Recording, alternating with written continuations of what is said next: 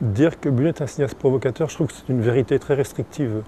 C'est vrai que ça correspond à un moment de sa vie qui est lié au surréalisme, mais je dirais plutôt que Buñuel est un cinéaste qui est dérangeant, qui cherche à déranger. Déranger de mille façons, c'est-à-dire en mettant les gens face à leurs désirs ou face à ce dont l'homme est capable, la cruauté par exemple, des choses comme ça. Je dirais plutôt que Buñuel est un farceur. Mais farceur au sens qu'il a beaucoup d'humour, puis que dans la dimension de la farce, il y a une dimension à la fois grotesque, carnavalesque, qui dérange aussi l'ordre établi, c'est-à-dire la nuit de la Saint-Jean, les maîtres et les domestiques, les bourgeois de leurs exterminateurs, qui se comportent comme des goujats, parce que dès qu'on est non plus dans des grands appartements, dans une promiscuité où il n'y a pas d'hygiène, il n'y a pas de toilette, il n'y a pas de douche, les gens deviennent agressifs et que sous le vernis, tous décapent. Elle a toujours accordé une grande part d'importance à l'inconscient, et même pour lui-même. Je pense qu'il était sincère quand il disait ça. C'est-à-dire que même pour Le Chien andalou, même pour d'autres films, on lui disait pourquoi il y a deux actrices pour Cet obscur jeu du désir, Angela Molina et tout.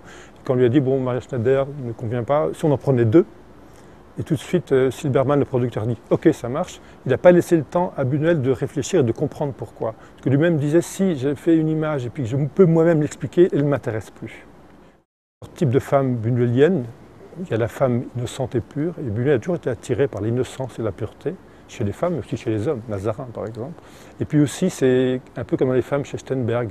D'ailleurs, la femme et le pantin, c'est Steinberg et c'est Buñuel. C'est-à-dire les femmes qui ont un très grand pouvoir de séduction, et que de cette séduction, il faut un pouvoir pour avoir de l'avance sur le désir des hommes, qui joue infernal. Et Buñuel aime beaucoup ce genre de femmes, et il les filme très bien, puis il les aime aussi très bien. Donc ça, du tout un cinéaste idéologue, on voit bien qu'il y avait des choses qui le révulsaient, que les rapports maître-esclave, les rapports entre hommes et femmes, de faire du couple une sorte de micro-cellule politique de rapport de force dans Elle, quand même, qui parle très bien de ça. Donc il y a dans L'Âge d'or une sorte de rage assez viscérale, qui passe aussi bien par le comportement de Gaston Modot, puis une volonté de tout casser, de mettre le feu, si je puis dire.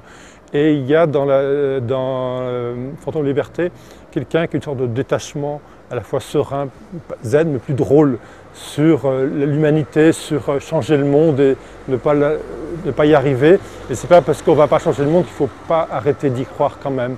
Donc, comme il disait, je suis un pessimiste lucide. Donc cette dimension-là, on la sent beaucoup plus dans ses derniers films.